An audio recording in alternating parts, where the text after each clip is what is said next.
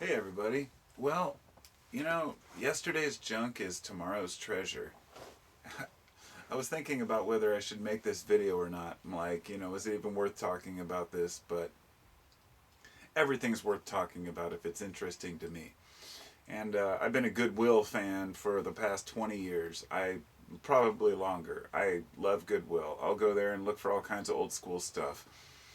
I remember going in when I was younger and finding like old 80s cell phones, that were, the big old brick phones with the suitcases and everything. And then gradually those became collector's items. I would find old Atari 2600s, and ColecoVision, consoles, and gradually those became collector's items. And then around the 2000s, I started getting into stereo equipment, and I started looking for old school receivers like Pioneer, Marantz, Sansui, and I have a stack from quite literally floor to ceiling of receivers that I've bought over the years, and speakers. And I found that over the past 10 years, all those silver faced receivers, as we call them, the old vintage ones, have disappeared from Goodwill as well. And as Goodwill started, he's selling a lot of their stuff on auction sites as well as other thrift stores and resellers and people that would otherwise sell on Craigslist. They auction off their stuff now. It's harder to find. But there are still gems and awesome things to find. This video is really intended and aimed at people like me who love to go out and look for anything that might be of value in the future. Now, I'm going to tell you the most recent discovery that I've found is becoming valuable. Instant cameras and or I should say, not disposable cameras, but point and shoot 35 millimeter cameras. Now, over the past 10 years, I've seen these everywhere in Goodwill. Stacks of them on the shelves. Nobody wants them. Nobody will buy an old point and shoot camera. Now, once in a while they have a Minolta, or you'll find a nice Minolta with a lens in the case. And a good example would be the case of the one I bought the other day off Craigslist, actually. I made a video all about it. It was a Minolta 7000. It came with a case, flash, two lenses. In fact, here it is right here. And while I bought it originally just for the telephoto lens, so I could use it for with an adapter on my micro four thirds camera, once I put this thing on here and held it and felt the balance and the weight of it, I was like, holy shit, this is an amazing camera. I took out the battery compartment. It takes 4 AA's, so I popped, or triple A's, popped them in there. It was one of the first autofocus cameras. I got it for $40 with the lenses and all the stuff. Pardon me. When it came out, it was about $350, I think. So it was a pretty decent camera at the time in the 80s. And it's actually, at today's value, it would be like $700-800 camera. With all the components, I got even more. And for $40 to me, it was totally worth it. And as I was thinking about shooting on digital, I was realized, well, I still like film. In fact, some of the very best pictures I've ever taken in my life were on 35 millimeter film with an old Minolta camera and an old Brocore lens. And I went camping with a friend of mine with our dogs, and we went on this hike, this like 7 or 8 mile hike to these lakes.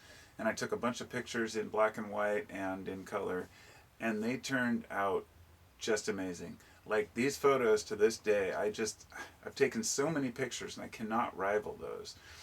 And even though I've seen so many photos taken by people over the years that are on really, really high quality digital cameras, far beyond anything I could afford, still those film lens and old lenses just do something amazing to the photos I can't describe. And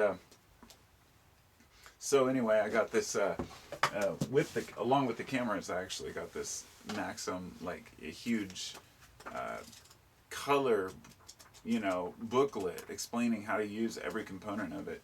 And I thought about this for a while. I thought, it's just sad how much things have declined over the years. How quality has declined. First they went to putting things on black and white pamphlets, and then it was CDs, and then now it's just an online brochure where they give you basic instructions. But an actual color book, it's just something you don't get anymore. And I do a lot of thinking about vintage gear.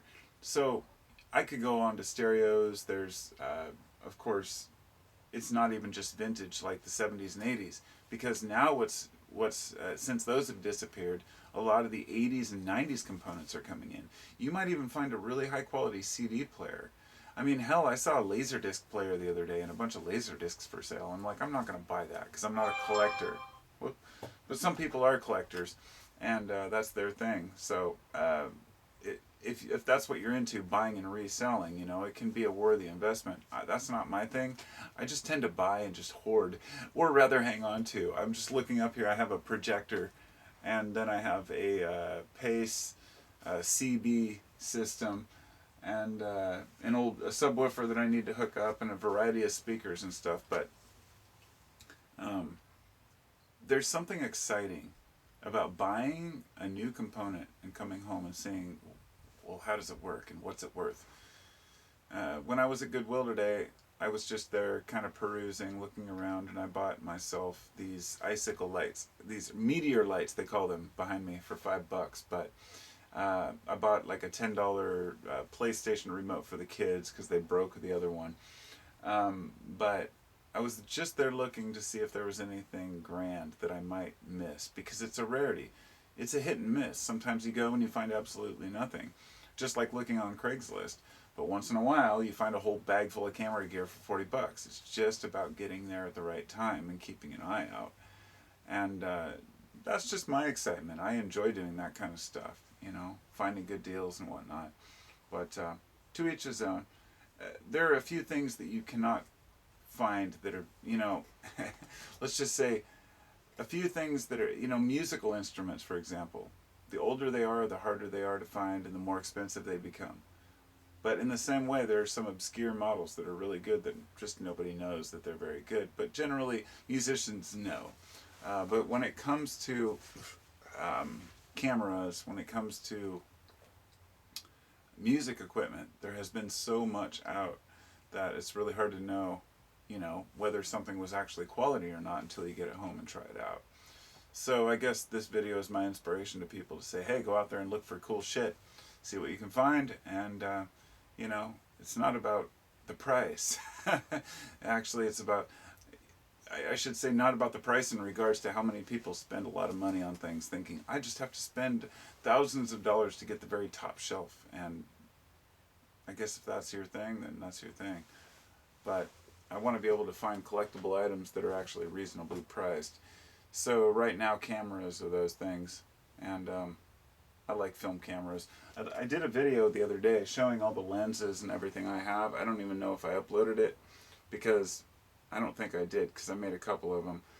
I uploaded one of them, but it was just too long, and I was rambling on like I usually do about how awesome cameras are, and how I wish I could afford a good one, but maybe someday. Actually, I'm filming right now on this Sony Handycam that I bought at Goodwill about 6-8 months ago, and it's a Sony, let me think, a CRX, I think, a DSC CRX or something, but it's I looked it up and it was at $1,200 when it came out. This little Handycam, and it's like, at the time it was the most lightweight and portable. It was 15 ounces, weighs hardly anything, looks really sleek. It's easy to hold in your hand, has 5.1 surround sound, and